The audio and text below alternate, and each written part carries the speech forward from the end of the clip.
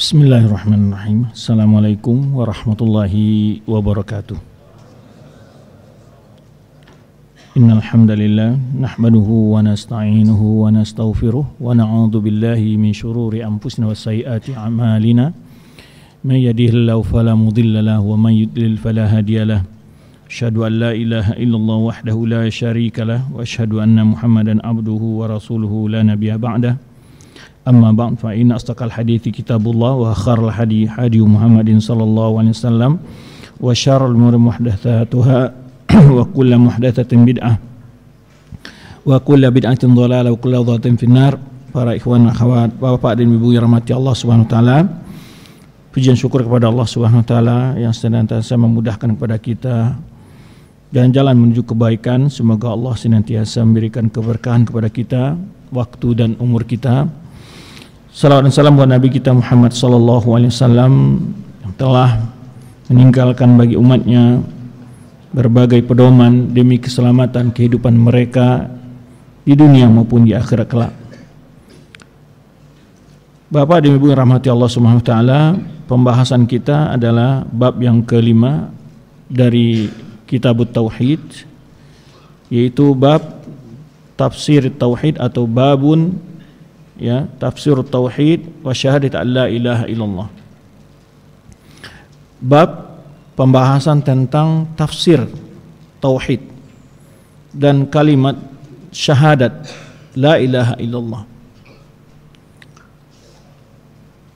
Bab ini dibahas setelah sebelumnya muallif membahas beberapa poin penting tentang tauhid, mulai dari keutamaan tauhid, urgensi tauhid, dan berbagai keutamaan-keutamaan dari oleh seorang mukmin. Kemudian berbicara tentang dakwah kepada tauhid, kemudian juga menjelaskan tentang lawan dari tauhid itu, yaitu kesyirikan. Maka tafsir tauhid, yang dimaksud kalimat tauhid di sini adalah beliau ma'ataf khas alal am, yaitu kalimat la ilaha illallah. Pengertian tauhid secara umum ifradullah bi khasaisihi. Sebagian ulama mengatakan adalah mengesahkan Allah segala hal yang menjadi kekhususan Allah Subhanahu wa taala.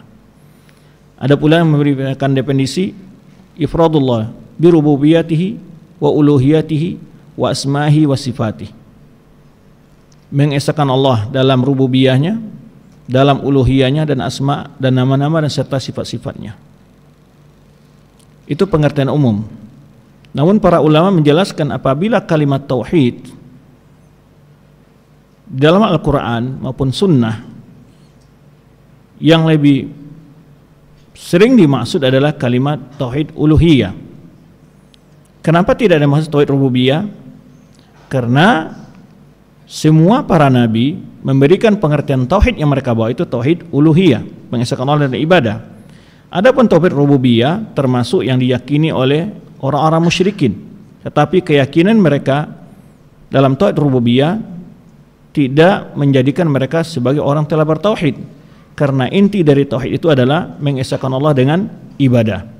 Maka dari itulah kalimat tauhid bila digunakan sering lebih bermakna, dan bahkan maknanya adalah ifradullah bil ibadah, mengesahkan Allah dengan segala bentuk ibadah seorang hamba. Namun tauhid ini juga memiliki pengertian oleh setiap kelompok. Orang Mu'tazilah juga memiliki pengertian tauhid, orang Jahmiyah juga memiliki pengertian tauhid, orang Sufi juga memiliki pengertian tauhid, orang Khawarij juga memiliki pengertian tauhid. Maka dari itu tadi kita katakan para ulama kita bila membicarakan masalah tauhid ini masuk ifradullah bil ibadah. Berdasarkan dari apa? Ya dalil-dalil Al-Qur'an yang menerangkan di mana para anbiya yang membawa ajaran tauhid yang mereka serukan adalah mengesahkan Allah dengan ibadah. Walaqad ba'atsna fi kulli ummatin rasulan an ya'budullaha wa yajtanibut taghut. Wa ma arsalna min qablika min rasulin illa nuhi ilaihi annahu la ilaha illa ana. Sebenarnya telah sering kita ulang ayat-ayat ini. Yang pertama dalam surah An-Nahl ayat 36, yang kedua adalah surah Al-Anbiya ayat 25. Di mana yang telah kita sering kita awali dalam pelajaran kita dulu, ayat-ayat itu mestinya dihafal juga oleh kita. Ustadz-ustadz itu hafal ayat itu adalah karena dia setiap menghadiri pengajian para masyayikh, sering ayat-ayat tersebut terulang dan itu lengket. Ya. Belum tentu orang yang hafiz Al-Quran dia mampu mencabut ayat-ayat itu secara mudah untuk mendalilkan. Itu tidak mudah. Jadi belum tentu orang yang hafizul Quran, makanya oleh sebab itu bagaimana kita setiap poin yang dijelaskan ada dalilnya itu sering diulang-ulang, dan dengan diulang-ulang itulah ayat-ayat tersebut hafal oleh kita. Ya, demikian pula hadis-hadis Nabi yang terulang-ulang ketika kita mendengar dari masyayikh sering kali ayat dan hadis-hadis tersebut terulang, dari situ kita hafal. Ya.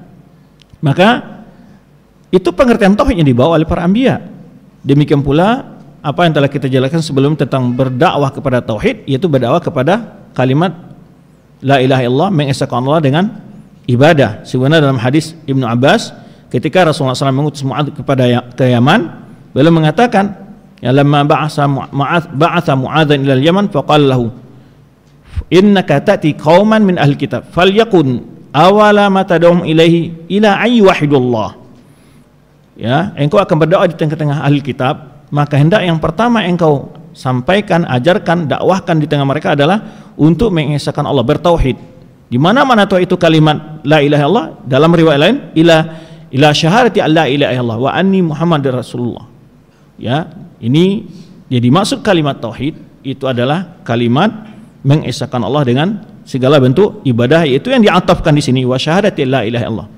Jadi ataf di sini di dalam para ulama, para kenapa tidak sebut saja tafsir tauhid?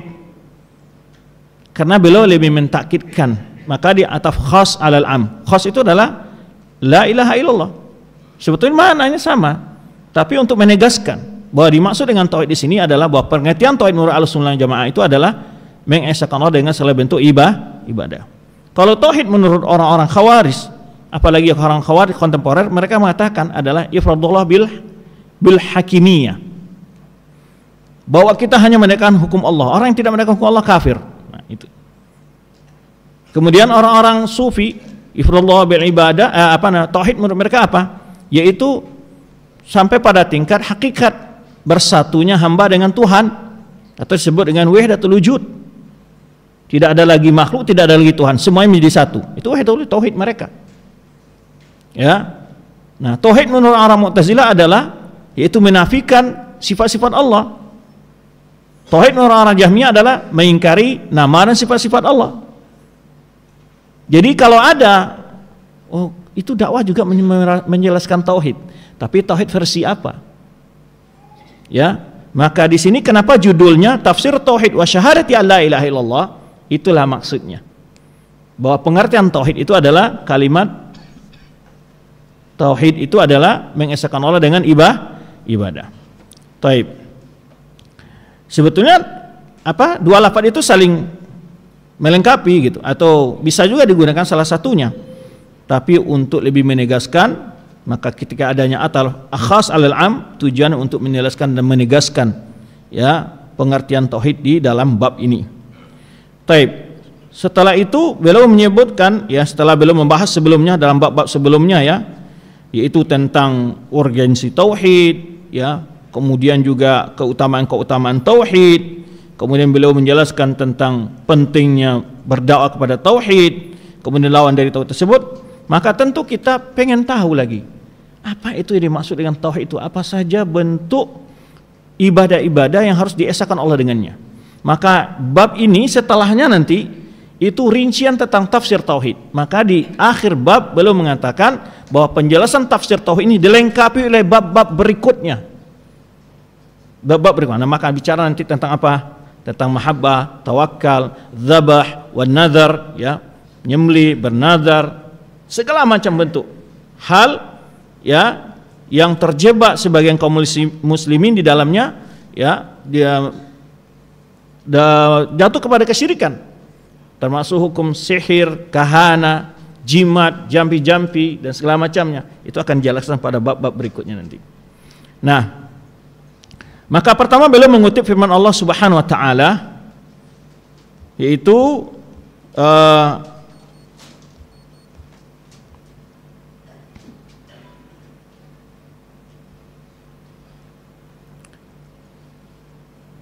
dalam surah Isra ayat 57, ulaika alladzina yad'una yabtaguna ila rabbihimul wasilah ayyuhum aqrab. Mereka yang diseru oleh orang musyrikin itu sendiri berupaya mencari jalan yang mendekatkan diri mereka kepada Allah dengan sedekat-dekatnya. Maksudnya apa? Ada riwayat disebutkan, dinukilkan tentang ini, seperti Ibnu Abbas menafsirkan ini, dinukil oleh para ahli tafsir seperti Tobari dan Ibnu Katsir menjelaskan. Mereka mengatakan ketika orang musyrikin itu dulu menyembah jin atau ya orang-orang yang berpersekutukan dengan Allah masuk ke dalam Islam. Ada yang mengatakan di sini adalah Uzair, ada yang mengatakan Isa, ada yang mengatakan Maryam. Ya, itu kan disebutkan oleh Syaikhul Taimiyah, itu maksudnya contoh-contoh yang mereka pertuhankan. Kan mereka mempersekutukan Allah, dahulu orang musyrikin itu banyak mempersekutukan Allah dengan orang-orang baik, gitu maksudnya. Orang-orang soleh. Sebagaimana terjadi pada kaum Nabi Nuh, awal terjadi kesyirikan di masa kaum Nabi Nuh. Justru mereka yang kalian sembah itu sendiri, yang kalian minta itu sendiri, berupaya maksimal mungkin mencari jalan yang dapat mendekatkan diri mereka kepada Allah. Apa maksudnya itu? Berarti mereka tidak bisa apa? Jangankan untuk orang lain, untuk diri mereka pun mereka bersusah-susah beribadah demi untuk apa? Mendapatkan keridhaan dari Allah. Berarti mereka tidak bermanfaat untuk diri mereka. Justru mereka sendiri itu siang malam berdoa beribadah. Loh, kok kalian minta kepada mereka? Kalaulah seandainya mereka bersesat, tentu surga itu sudah di tangan mereka. Kalau seandainya mereka bisa memberikan manfaat terhadap diri mereka.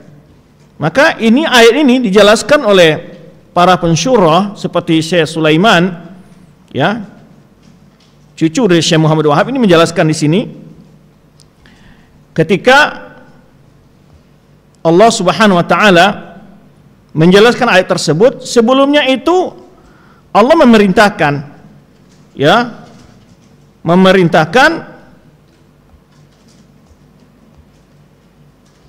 agar mereka menyeru sesuatu yang mereka seru dulu.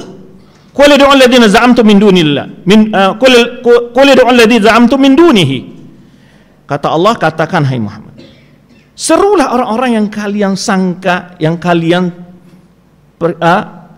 anggap sebagai sesembahan dari selain Allah itu. Fala yamlikuna kashfa durri ankum.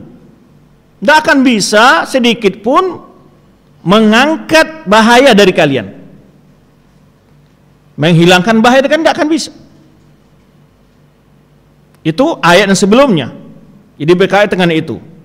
Dikatakan kepada orang musyrikin, serulah orang-orang yang kalian sembah dari selain Allah itu. Fala yamlikuna ankum kashfad durri. Mereka sama sekali tidak akan mampu menghilangkan, mengangkat bahaya dari kalian. Ya. Wala tahwila, ataupun memindahkannya, tidak akan mampu. Kemudian kenapa? Karena yang mampu atas hal itu hanyalah Allah Subhanahu wa taala, yang tiada sekutu baginya.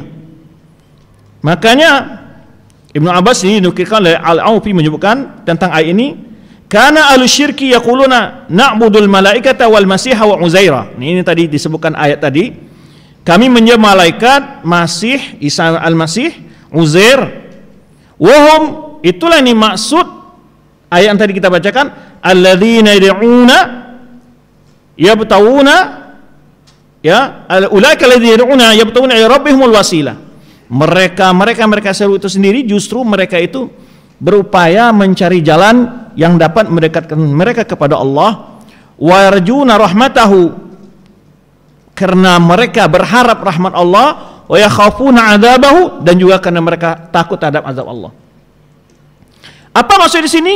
Bahwa apa yang paling kalian sekutukan itu dengan Allah, baik itu malaikat atau orang-orang soleh, para nabi, justru mereka sendiri tidak akan mampu menghilangkan mudarat dari kalian atau memindahkannya. Bahkan mereka sendiri berupaya maksimal untuk meraih rahmat dan terlindung dari azab kepada Tuhan, kepada Allah SWT, dengan berbagai upaya mendekatkan diri kepada Allah. Ya betul, ila rumul wasilah. Al-wasilah ini masuk di sini, kata menurut Syaikh Islam Taimiyah, adalah yaitu berbagai bentuk ibadah yang mendekatkan diri kepada Allah Subhanahu wa taala. Tapi ayat ini dipelintir oleh sebagian orang menafsirkannya dengan begini, yaitu orang-orang yang kalian share itu mereka melakukan wasilah, bertawasul, nah gitu katakannya, dengan orang-orang soleh mereka. Ada yang membalik pengertian ayat ini, ya, kelompok-kelompok yang biasa bertawasul dengan orang yang sudah meninggal itu dibalik oleh mereka. Nah, padahal makna wasilah sini adalah yaitu al-ubudiyah, segala amal-amal, ya. Maka dijelaskan, ya, mereka yang menyeru, mereka yang diseru itu sendiri pun berupaya maksimal agar mereka terhindar dari azab Allah, mendapatkan rahmat Allah, berupaya melakukan ibadah kepada Allah. Mestinya kalian lakukan seperti mereka, bukan malah kalian mempersekutukan mereka dengan Allah. Itu kira-kira maksud dari ayat itu. Loh, apa hubungan tafsir tauhid di sini, Ustaz? Tafsir tauhid itu adalah mengesahkan Allah dengan ibadah dan tidak mempersekutukannya dengan siapapun dalam bentuk ibadah apapun. Itu maksudnya. Jadi beliau kutip ayat ini menjelaskan bab ini adalah bahwa orang-orang yang mempersekutukan Allah dalam ibadahnya, ya, penjelasannya adalah begini, bahwa itu adalah di tafsir tauhid itu adalah meninggalkan segala yang dipersekutukan dengan Allah dalam ibadah. Itu yang dalam kitab Ushul Tsalatsa beliau menukir dalam tafsir Razi wa Dihuha. Beliau menukir firman Allah SWT, wa ma umiru illa liya'budullaha mukhlishina lahuddin. Mereka tidak diperintah kecuali untuk beribadah kepada Allah dengan memurnikan semurninya agama untuk Allah Subhanahu. Itulah makna tafsir tauhid itu. Maka dalam usul sana beliau mengatakan, ya, wa tafsirha alladhi yuwaddihuha qaulu ta'ala, wa ma umiru illa liya'budullaha mukhlishina lahuddin. Ya. Dan juga firman Allah SWT, qul ya ahlal kitab ta'alau ila kalimatin sawa'in bainana alla na'budu illallah wa la yattakhidhu ba'duna ba'dan arbaba min dunillah. Jadi semua ayat-ayat yang menafikan beribadah kepada selain Allah itulah menandakan tentang tafsir tauhid. Karena kalimat tauhid itu terdiri dari dua bagian, menetapkan ibadah hanya kepada Allah dan meninggalkan segala bentuk yang disekutukan dengan Allah. Makanya la ilaha, tiada yang berhak diibadati, menafikan segala yang dijadikan sekutu bagi Allah dalam ibadah, illallah, menetapkan ibadah itu hanya kepada Allah secara khusus. Nah, itu yang beliau kutip ayat ini untuk menjelaskan, ya, tentang tafsir tauhid. Kenapa beliau menjelaskan itu? Karena banyak orang menafsirkan tauhid dengan berapa pengertian. Kalau orang-orang musyrikin dahulu tauhid mereka tauhid rububiyah saja. Menurut mereka, ya, dan sebagian kaum muslimin juga memahami hal yang sama. Menurut mereka yang penting kita yakin Allah menciptakan kita, memberi kita rezeki, menghidup mematikan kita. Setelah itu walaupun kita minta-minta ke dukun, datang ke pohon, datang ke batu, ke kuburan, menurut mereka tidak masalah. Kan kita yakin Allah yang beri. Ini hanya sebagai apa? Perantara. Nah, itu pengertian tauhid. Sementara di sebagian orang, maka oleh sebab dijelaskan di sini bahwa pengertian tauhid tidak hanya sekedar mengakui Allah sebagai yang menciptakan, yang menghidup mematikan, yang memberi rezeki, yang mengatur alam semesta, tidak sebatas itu. Karena kalau hanya sebatas itu, orang-orang musyrikin berarti benar tauhid mereka. Makanya ketika Rasulullah SAW mengajak mereka beribadah kepada Allah saja, mereka mengatakan, aja'alal alihata ilahan wahidan.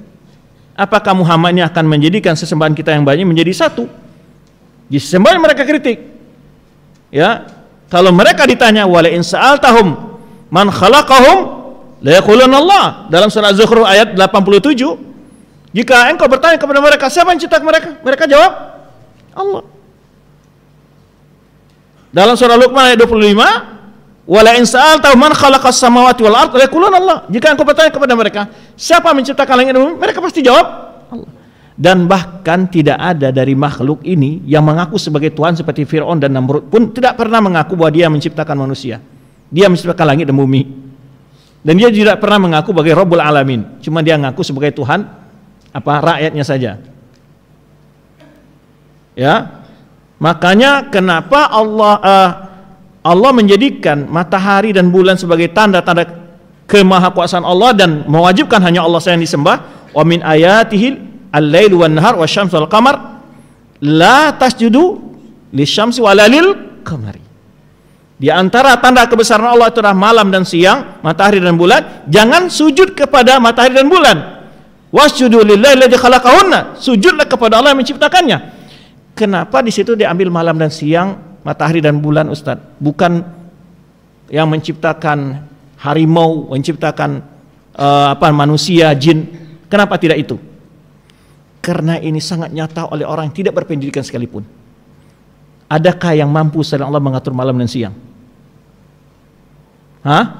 Kalau seandainya ada yang mampu, mungkin dijadikannya di wilayah di negara dia malam lebih panjang daripada siang ketika rajanya sering ngantuk. Ya, ketika ada proyek yang harus dikejarkan, ya membangun ibu kota atau apa, siang dipanjangkan saja. Tidak ada yang bisa. Matahari, makanya ketika Nabi Ibrahim berdebat dengan Namrud, apa kata Nabi Ibrahim? Alam tara ila alladhi haja Ibrahim fi rabbih. Tidakkah kau lihat Ibrahim yang melihat seseorang berdebat dengan Ibrahim tentang Rabbnya? Alam tara ila alladhi haja Ibrahim fi rabbih an atahu al mulka. Allah memberikan kepadanya kekuasaan. Id qala Ibrahimu rabbiyal ladzi yuhyi wa yumiit. Qala ana uhyi wa umiit. Kata Nabi Ibrahim kepada Namrud, Rabbku adalah yang menghidupkan matikan. Namrud mengaku, saya bisa menghidupkan matikan. Lalu Ibrahim berikan hujah yang langsung membuat kerongkongan Namrud tidak bisa berbicara. Apa kata Nabi Ibrahim? Fa inna Allah ya'ti bi syamsi minal masyriqi fa'ti biha minal maghrib. Sesungguhnya Allah mendatangkan matahari dari timur, coba kamu pindahkan datang dari barat. Fabuhital ladzi kafar. Ini hujah mematikan orang ateis yang tidak percaya adanya Tuhan. Makanya kita harus belajar hujah-hujah itu. Sekarang banyak sekali orang-orang terindikasi berpaham ateis. Banyak sekali. Dan itu menyebar, apalagi anak-anak muda yang tidak belajar agama, banyak sekarang yang terindikasi beragama ateis mereka. Maka kita harus mendengarkan pendapat para anbiya tersebut. Makanya kenapa matahari dan bulan bintang itu dijadikan Allah? Karena memang sangat nyata, mudah sekali untuk dipahami.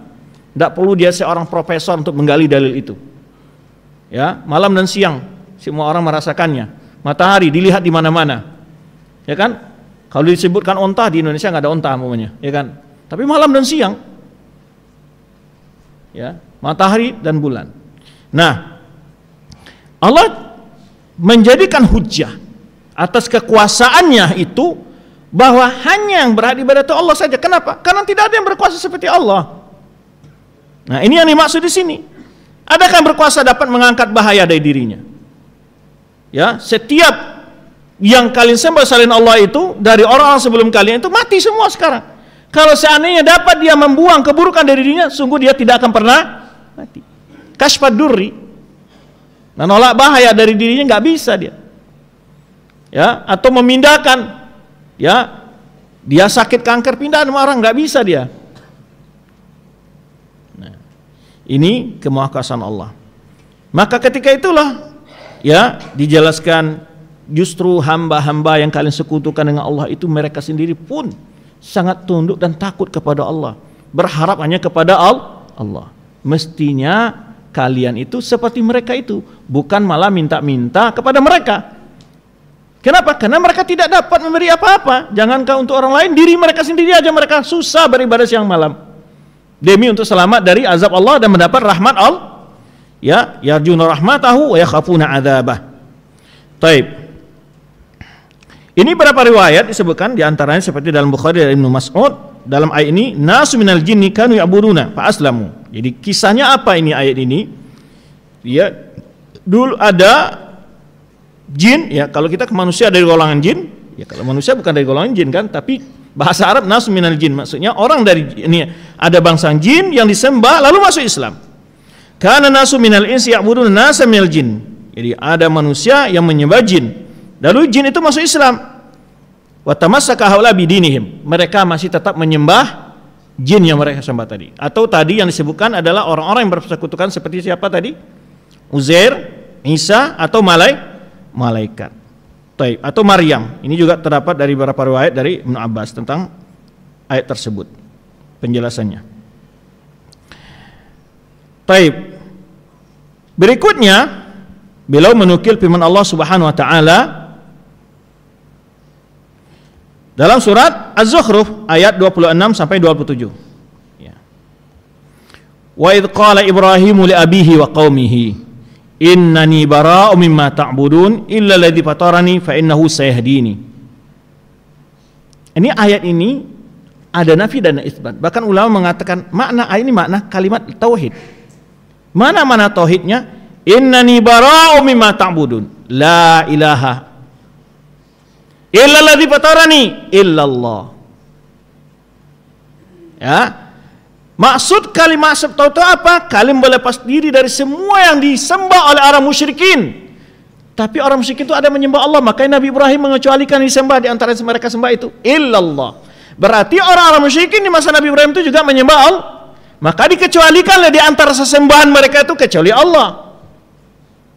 Jadi maksudnya apa? Syirik itu adalah di samping beribadah kepada Allah juga beribadah kepada selain Allah. Itu maksudnya.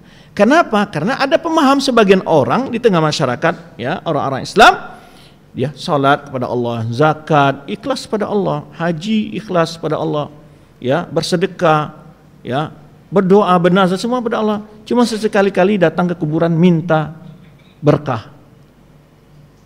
Menurut mereka ini tidak masalah dengan tauhidnya. Padahal sebelum sudah kita jelaskan, seandainya seseorang berumur 60 tahun, 59 tahun, 12 bulan, 29 hari, 11 jam, berapa lagi?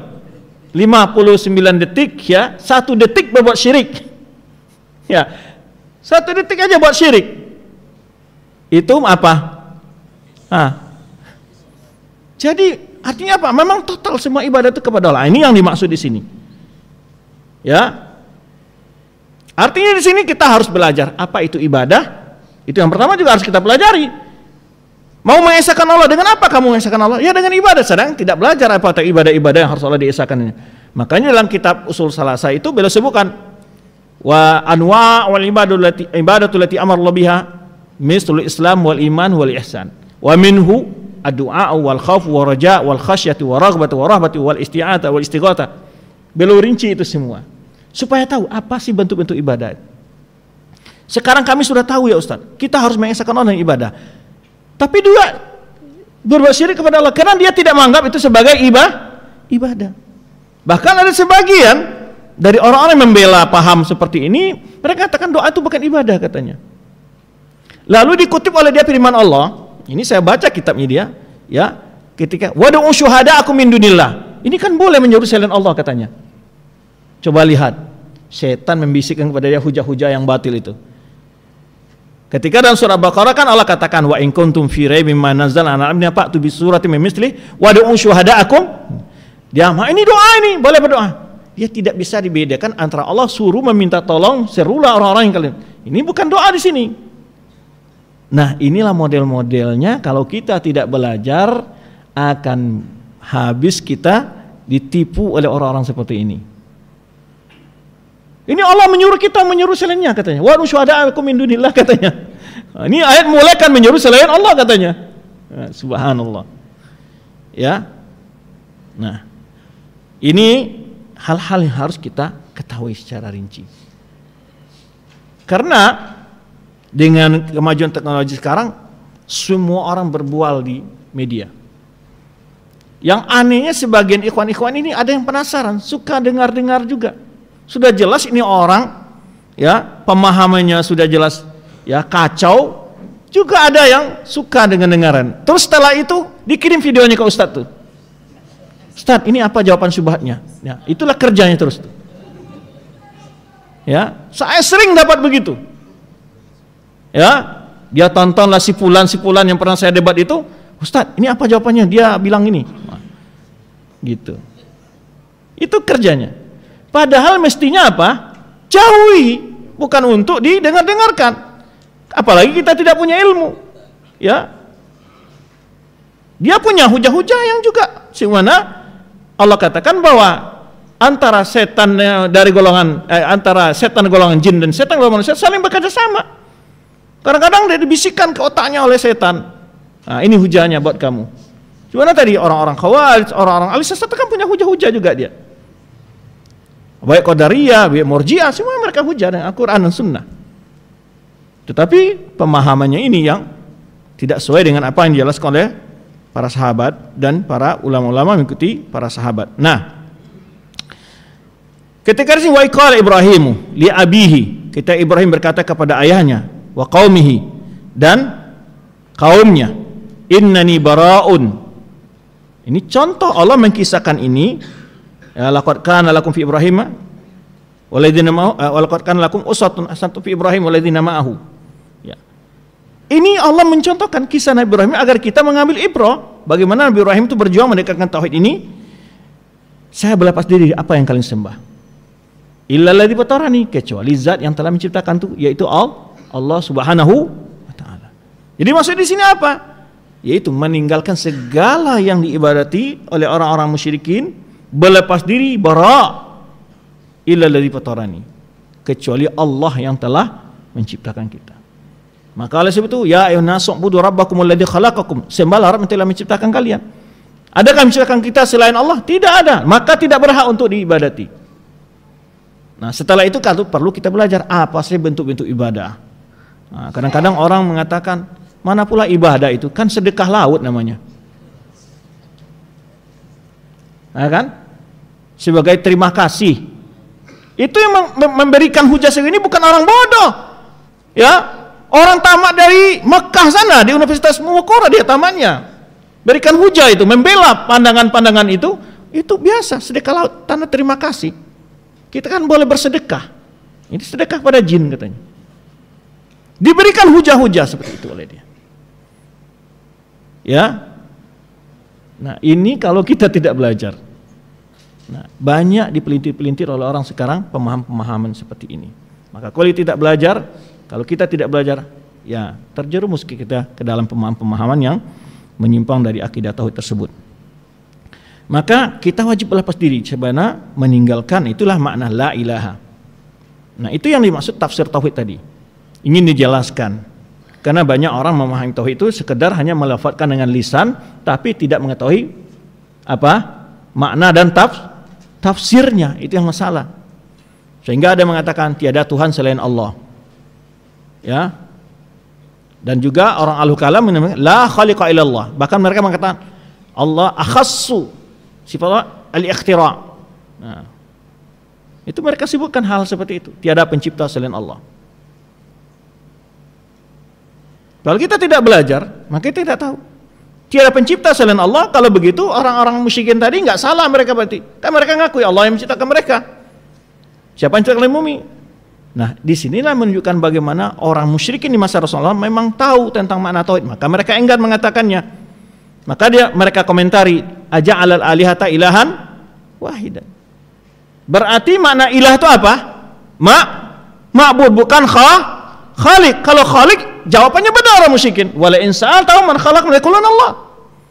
Tapi mereka ketika diajak oleh Rasulullah, qulu la ilaha illallah tuflihu. Lalu mereka enggan, berarti kalimatnya bukan khaliq tapi ma'bud, yang disembah dan ibadati. Maka mereka komentari, aja'alal alihata ilahan wa. Nah, di sini jelasnya tafsir tauhid tadi itu. Karena dulu waktu SD itu kita sering belajar arti tauhid itu apa? Tiada pencipta selain Allah. Benar enggak? Itu artinya diajarkan. Nah, kalau seandainya itu arti makna tauhid, tadi sudah kita katakan orang musyrikin mengatakan meyakini bahwa tiada pencipta selain Allah. Nah, lalu kenapa mereka enggan ketika diajak kalimat tauhid? Karena memang maknanya bukan tiada pencipta selain Allah, tapi adalah tiada yang berhak diibadati. Nah, maka mereka enggan, aja'alal alihata ilahan wahidan. Baik. Kemudian yang kedua adalah yang ayat berikutnya yang beliau kutip adalah surat Taubah ayat 31. Ittakhadhu ahbaran wa ruhbanan arbaban min dunillah. Ini penafsiran lagi nih, menjelaskan. Beliau kutip beberapa ayat untuk menjelaskan. Ya. Contohnya Nabi Ibrahim, kenapa dipakai Nabi Ibrahim di sini? Di antara faedah juga karena orang Yahudi dan Nasrani itu mengaku apa? Mereka di atas millah Ibrahim. Nah, ini agama Ibrahim, tidak ada sedikit pun ya melakukan kesyirikan. Kemudian setelah itu Allah kisahkan tentang orang-orang Yahudi dan Nasrani, ittakhadhu ahbaran wa ruhbanan arbaban min dunillah. Mereka menjadikan ulama-ulama mereka dan ahli-ahli ibadah mereka sebagai Tuhan dari selain Allah. Baik. Arbaban min dunillah, apa arti Tuhan selain Allah? Maksudnya sembahan atau pencipta? Sesembahan, bukan maksudnya si pencipta.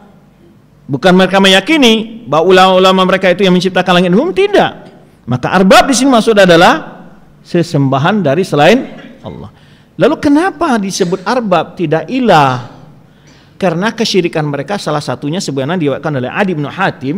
Ketika Adi bin Hatim mendengarkan ayat ini dari Rasulullah SAW, kata Adi bin Hatim mengatakan, Inna la na'buduhum ya Rasulullah. Ya, inna la na'buduhum, lam na'buduhum ya Rasulullah.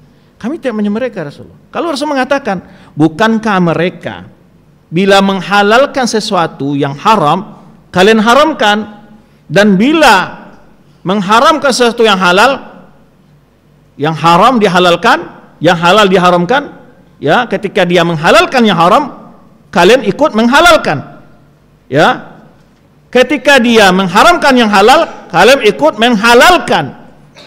Kata Adi bin, iya, fatilka ibadah, itulah anak. Ini salah satu bentuk syirik lagi adalah mengkultuskan orang-orang soleh tadi dan taat buta fanatik kepada mereka sehingga menganggap tidak ada salahnya lagi.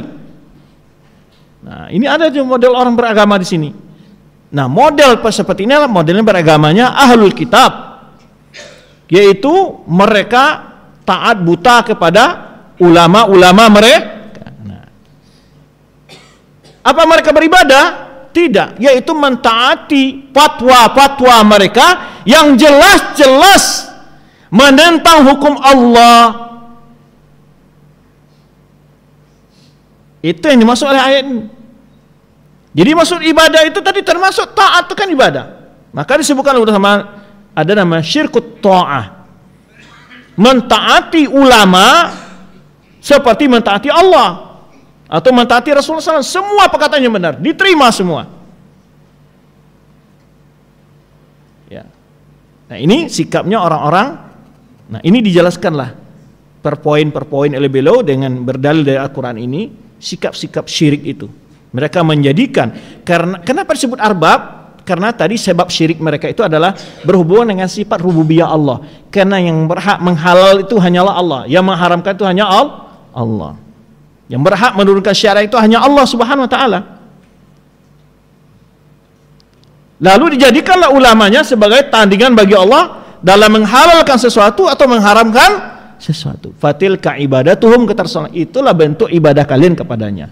Ini apa ini? Tahzir, kepada memperingatkan kepada umat bahwa yang namanya orang-orang soleh itu bukan berarti mereka apa? Untuk disekutukan kepada Allah. Walaupun bagaimanapun tingkat kesolehannya, bahkan Nabi sekalipun. Maka di antara hikmah disebutkan para ulama, kenapa dalam kisah Rasulullah SAW ada kadang-kadang beliau lupa diingatkan oleh para sahabat agar dibuktikan kepada umat ini jangan sampai ya mengkultuskan, mengangkat derajat Nabi seperti orang Nasara menjadikan sebagai sekutu bagi Allah.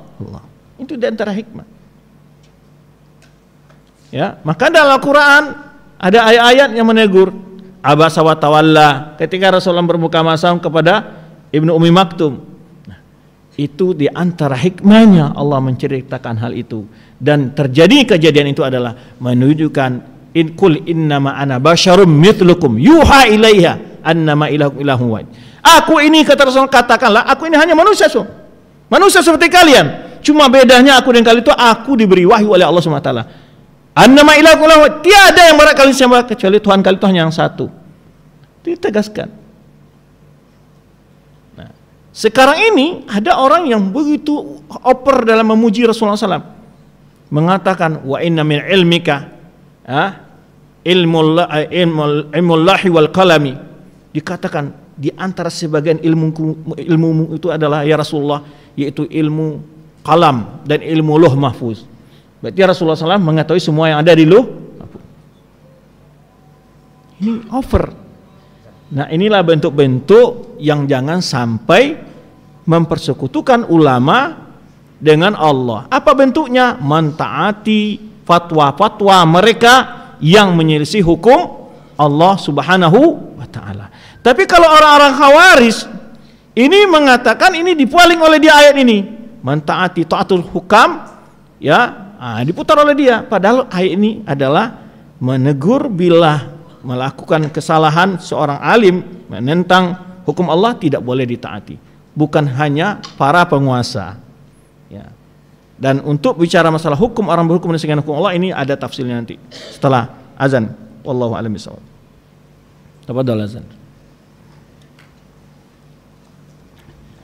Allahu akbar, Allahu akbar. Allahu akbar,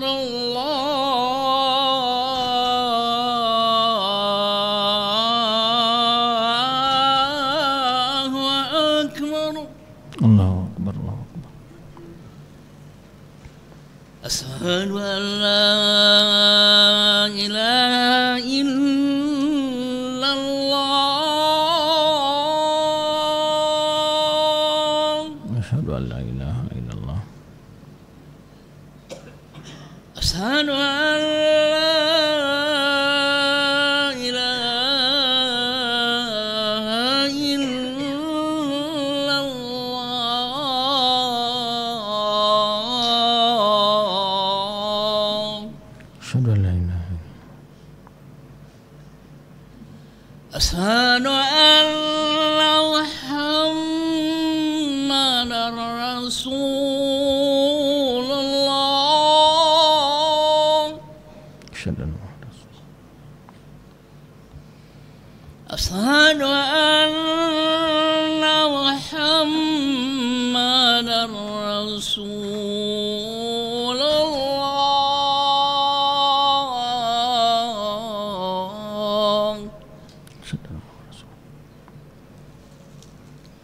Hayya 'alas salah.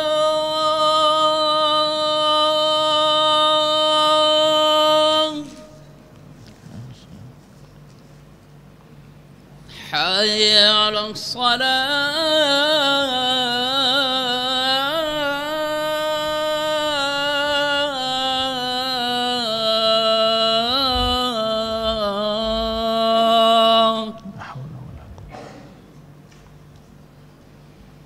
حي على الفلاح.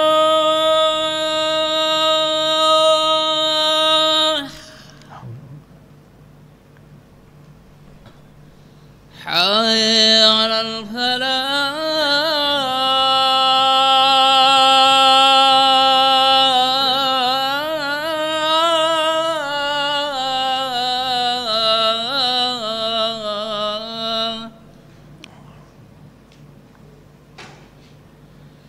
الله أكبر،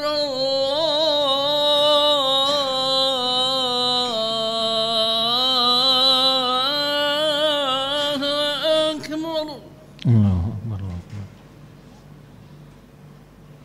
لا إله إلا الله.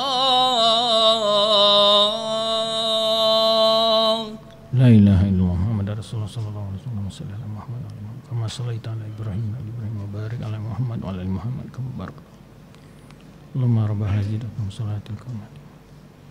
Raditu billahi rabbil Islam dinna. Baik, kita lanjutkan. Kalau ada yang bertanya, Ustaz, kita kan ulama itu boleh berijtihad, Ustaz. Kata Rasulullah SAW, idza ijtahadal hakim fa asab falahu ajran, ya, wa in akhta falahu ajrun wahid.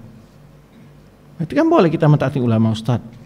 Kalau mereka tersalah, kalau mereka benar fatwanya dapat 2 pahala. Kalau salah dia mendapat pahala 1. Gimana Ustaz? Nah, ada orang kata itu gimana? Yang pertama di situ beristihad. Beristihad itu adalah apa yang dipertihakan? Hal-hal yang tidak ada konteks nasnya di situ. Yang sudah jelas ada dalilnya, qat'i, nggak ada lagi mahal istihad, beristihad dia di situ. Itu nggak istihad namanya itu. Nah, itu yang dimaksud. Ini sedikit kita perlu penjelasan nanti. Taib. Yang kedua adalah bahwa ulama itu berpeluang untuk salah, makanya fa'in akhta' falahu ajrun wahid. Kalau dia salah, jadi tidak setiap ulama itu beristihad, dia itu benar istihad. Tapi ini tidak termasuk bagian dari istihad. Yang dimaksud yang mengambil ulama-ulama ini sebagai Tuhan tandingan sebenarnya Allah Ta'ala syukur ta'ala tadi bukan dalam masalah perkara apa? Istihadi, tapi jelas-jelas pendapatnya itu bertolak belakang dengan dalil-dalil syar'i yang sudah nyata, bukan lingkupnya istihad. Ulama itu beristihad imma yang tidak ada dalilnya secara konteks dalam satu masalah, mengambil dalil-dalil yang umum, itu istihad ulama namanya. Bukan hal-hal yang sudah paten, yang sudah pakem dalam akidah, itu beristihad. Nggak boleh di situ. Nah, itu yang kita maksud. Jangan pula nanti sampai ada pula informasi ini kayaknya tidak apa namanya ini anti ulama atau apa gitu kan. Jadi ini bisa aja orang mempelintir gitu kan. Nah, makanya perlu diterangkan hal ini. Jangan sampai salah kaprah. Ya. Kemudian ketika harus mengatakan bahwa tidak setiap ijtihad itu juga benar. Nah, lalu bagaimana mauqif kita kalau ulama itu salah Ustaz? Gimana kita tahu ulama salah Ustaz? Kan ada juga itu. Kita nggak ulama Ustaz. Ulama itu ya ada ulama lain menjelaskan nanti tidak ada masalah yang sama. Ketika kita mendengar penjelasan bahwa ijtihad itu salah dengan penjelasan dalil-dalil yang jelas, kita tidak perlu fanatik. Ya. Justru yang kita ikuti adalah dalil. Nah, itu yang maksudnya. Tapi kalau ada orang saya tidak mau mengikuti pendapat sekali pendapat A dari A sampai Z, saya terima pendapat semua. Ini yang dimaksud taklid buta tadi. Maka di antara yang termasuk ke dalam ini adalah orang-orang yang merekayasa perbuatan bid'ah dalam agama. Dia sudah menyatakan dirinya sebagai tandingan bagi Allah. Makanya Allah katakan dalam ayatnya, am lahum syuraka'u syara'u lahum minad din ma lam ya'zan bihillah. Apakah mereka punya syuraka, tandingan-tandingan bagi Allah dalam membuat syariat? Am lahum syuraka syara'u lahum minad din, ya, membuat syariat bagaimana suatu agama, malam ya'zam bihillah, yang tidak pernah mereka itu dapat rekomendasi izin dari Allah Subhanahu wa taala. Jadi ini maksud di sini adalah bukan ijtihad ulama yang dalam hal urusan ijtihadiyah. Yang dimaksud di sini adalah yang sudah jelas-jelas halal diharamkan, yang sudah jelas-jelas haram yang jelas halal diharamkan atau sebaliknya. Nah, itu tadi makanya Rasulullah mengatakan, bukankah ketika mereka menghalalkan sesuatu yang haram, kalian ikut menghalalkannya? Ya, lalu mereka mengharamkan sesuatu yang halal, kalian ikut mengharamkannya. Nah, ini bagian dari bentuk apa? Syirkut ta'ah. Nah, maka dari situlah ulama kita mentahdir tentang fanatik buta. Bagaimana kami orang yang awam Ustaz menjalankan agama ini? Lihatlah ulama yang betul-betul amanah dalam ilmu dan amalnya. Itu kalau orang awam, bukan berijtihad mereka, ya kan? Tapi bukan berarti fanatik buta. Maka oleh sebab itu kita mendapatkan mengoreksi pendapat-pendapat ulama berdasarkan pendapat ulama yang lain dengan melihat dalil-dalil yang termasuk para ulama yang lain. Nah, itu ya, jangan sampai keliru pula nanti apa maksudnya mempersekutukan ulama ini, ya gitu. Nah, tadi kita katakan justru sebagian orang-orang yang berpaham radikal mengkhususkan syirkut ta'ah itu kepada pemerintah saja. Taat dalam hukum-hukum yang bertentangan dengan hukum Allah itu adalah syirik. Nah, itu yang kita maksud tadi, syirik hakimiyah kata mereka. Nah, dalam menanggapi ini adalah sama jika hakim memutuskan itu perkara dalam hal-hal yang ijtihadiyah. Tapi kalau ada hal yang sudah jelas riba, halal pokoknya dihalalkan oleh dia, ya kita nggak boleh taati. Kita tidak mau mentaati. Zina halal ini tidak boleh, karena sudah jelas. Nah ini. Tetapi beda lagi ketika kita dipaksa, kita mengingkari dengan hati kita sudah ke keputusan itu, ya lepas kita. Maka dalam menasihati hukam disebutkan oleh Rasulullah SAW, barang siapa mengingkari dengan hatinya, faqad bari'ah, sudah selesai dia. Ya, karena ini dimanfaatkan oleh orang pemaham-pemaham gini untuk provokasi, ya, apalagi tahun-tahun politik akan banyak nanti dipelintir-pelintir ayat-ayat Al-Quran oleh orang untuk memprovokasi orang-orang awam menentang penguasa. Taib. Kemudian wa minan nasi may yattakhidhu min dunillahi andadan yuhibbuna ka hubbillah. Ayat berikutnya beliau kutip adalah surah Al-Baqarah ayat 165. Di antara manusia ada yang mengambil tanding-tandingan dari Allah, mereka mencintainya seperti mencintai Allah. Walladzina amanu asyaddu hubban lillah. Orang beriman lebih besar cintanya kepada Allah. Ini namanya syikrul mahabbah. Makanya orang-orang musyrik itu kalau bukti cintanya mereka kepada berhala-berhala mereka, maka mereka berani perang untuk mempertahankan keyakinan mereka. Ya, yaitu syukur mahabbah. Mencintai selain Allah seperti mencintai Allah. Tapi mahabbah ini dijelaskan oleh para ulama ada 3 bentuk. Mahabbah tabi'iyah, cinta ke anak, cinta ke istri, syirik enggak? Hah? Enggak. Tapi bisa jadi haram kapan?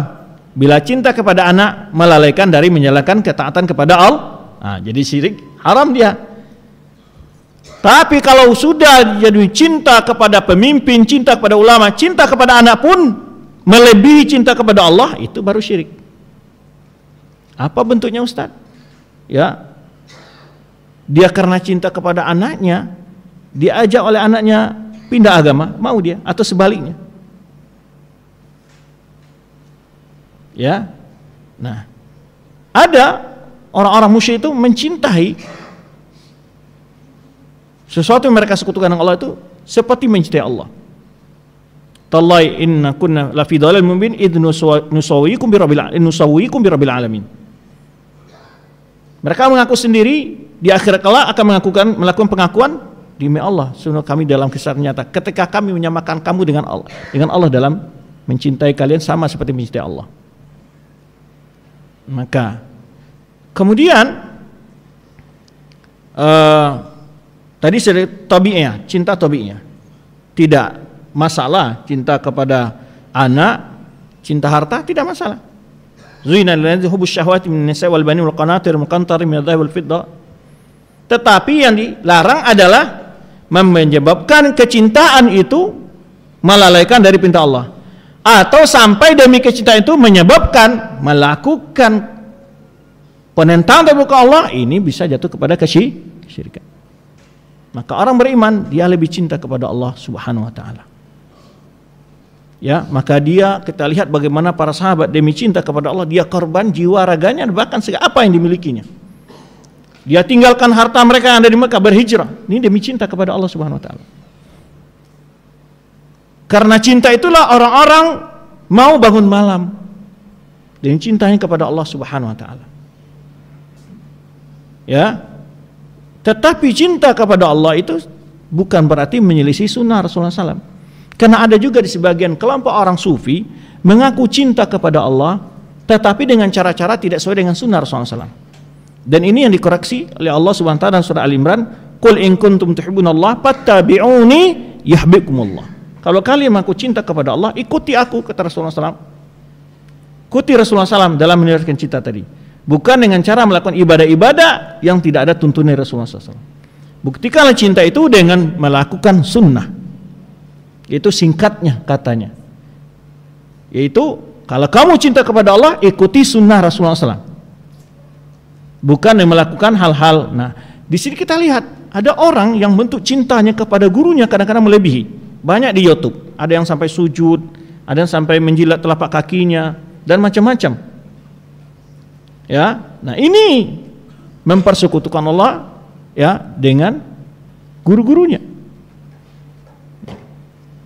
Karena cinta itu sampai mengeluarkan takbir-takbir, perkataan-perkataan yang over dalam memuji. Nah itu. Ya, sebagaimana syair-syair sebagian orang-orang sufi yang berlebih-lebihan dan memuji Rasulullah sallallahu alaihi wasallam. Bahkan sebagian orang-orang sufi ada yang melebihkan cintanya kepada wali, maka mereka katakan bahwa kedudukan wilayah itu mereka mengatakan maqamin nubuwati dunal wali maqamin nubuwati fuwaikar rasul dunal wali. Kedudukan kenabian kata mereka adalah di atas rasul tapi di bawah kewalian. Jadi wali lebih tinggi. Ini ya, apalagi kalau dilihat bagaimana mereka memuji guru-guru mereka. Wah, luar biasa. Hulunya berlebih-lebihan. Ya, nah ini yang dimaksud dengan mencintai selain Allah. Taib. Berikutnya wafis sahih, ya. Ini beliau bawakan hadis dari Sahih Muslim, ya. Rasulullah SAW bersabda, "Man qala la ilaha illallah wa kafara bima yu'badu min dunillah, haruma maluhu wa damuhu wa hisabu 'ala Allah." Beliau ingin menukil hadis ini untuk menjelaskan tafsir la ilaha illallah. Tadi apa tafsir la ilaha illallah? Adalah mengesahkan ibadah hanya kepada Allah dan meninggalkan segala bentuk yang dipersekutukan dengan Allah. Maka hadis ini beliau nukilkan. Barang siapa mengucapkan kalimat la ilaha illallah kata Rasulullah SAW dan kafir dengan apa yang disembah selain Allah. Nah ini yang dimaksud oleh beliau. Yaitu kufur dengan segala yang disembah selain Allah. Haruma maluhu wa damu. Maka itulah orang yang haram hartanya dan darahnya. Wa hisabu 'ala Allah. Dan hisabnya di atas Allah Subhanahu wa taala di akhirat. Artinya jika dia melakukan maksiat setelah itu hisabnya di sisi Allah Subhanahu wa taala. Selama dia mengungkapkan kalimat tauhid dan kafir dengan segala apa yang disembah selain Allah. Meninggalkan segala apa yang disembah selain Allah. Makanya beliau juga menjelaskan dan kitab Ushul Salasah tentang Islam itu apa? Al-Islamu al-inqiyadu lillahi bit-ta'ah. Siapa yang hafal Ushul Salasah? Wal bara'atu minasyirki wa ahlihi. Al-istislamu lillahi bit-tauhid wa inqiyadu lahu bit-ta'ah. Jadi beliau mengatakan al-Islam huwa al-istislamu lillahi bit-tauhid, yaitu menundukkan diri kepada Allah dengan sepenuh dengan tauhid, wa inqiyadu lahu bit-ta'ah, dan taat tunduk kepada Allah menjalankan ketaatan, wal bara'atu minasyirki wa ahli, dan berlepas diri dari kesyirikan dan pelaku-pelakunya. Maka tadi Nabi Ibrahim berlepas diri dari pelaku kesyirikan. Ya, ketika dia berkata kepada bapaknya, inni bara'u mimma ta'budun. Ya, ketika Ibrahim berkata wa id qala Ibrahimu li abihi wa qaumihi innani bara'u mimma ta'budun illa alladzi fatarani fa innahu sayahdin. Nah, ini yang dimaksud yang beliau ingin menjelaskan tentang tafsir tauhid. Kemudian beliau menyampaikan wa syarh hadhi tarjamah, penjelasan judul bab ini kata beliau ma ba'daha minal abwab, yaitu akan dijelaskan lebih rinci lagi pada bab-bab berikutnya. Itu yang kita katakan tadi. Ya, bahwa rincian penjelasan bab ini akan dirinci pada bab-bab berikutnya. Maka nanti beliau akan bahas itu pada bab-bab berikutnya itu, yaitu minasyirki libsu atau lubsul halaqati, di antara bagian dari kesyirikan. Tadi kan bentuk apa tuh? Bentuk kesyirikan yang harus ditinggalkan apa saja? Berlepas diri kesyirikan apa saja bentuk kesyirikan? Beliau rincilah, di antaranya memakai gelang atau benang dan lain sebagainya dengan tujuan untuk menolak bahaya atau menangkis bahaya. Ya, untuk mengangkat bahaya, menolak bahaya atau mengangkat bahaya. Ini akan dijelaskan nanti. Memakai ajimat-ajimat yang kalau banyak itu kalau di kampung-kampung, benang 7 warna dililit di pinggang, ataupun ada apa nama lagi yang dibungkus pakai kain hitam dipasang di sini gitu kan. Nah, ini yang akan dibahas nanti. Nah, ini masih banyak dilakukan oleh masyarakat kita. Nah, itu yang beliau katakan, bahwa mengucapkan kalimat tauhid tidak sekedar dimelafatkan, tapi paham maknanya. Nah, berlepas dari kesyirikan, nah itulah nanti akan dilepaskan. Apa saja bentuk sikap tindak tanduk kesyirikan yang harus kita tinggalkan. Beliau akan rinci pada bab-bab yang berikutnya. Ya, kita untuk pembahasan kita cukup sampai di dulu. Insyaallah pertemuan yang akan datang kita masih membahas bab ini kelanjutan, yaitu tentang al-masail yang terdapat dalam bab yang kita bahas sekarang ini. Wallahu a'lam bishawab. Jika ada pertanyaan boleh 1-2. Ya, masih ada 4 menit sebelum jam 8. Ada pertanyaan? Kalau tidak kita tutup. Tidak ada? Alhamdulillah sudah paham berarti. Baik, terima kasih. Mohon maaf jika kekurangan penyampaian materi ini. Subhanakallahumma bihamdika asyhadu an la ilaha illa anta astaghfiruka wa atubu ilaik. Wassalamualaikum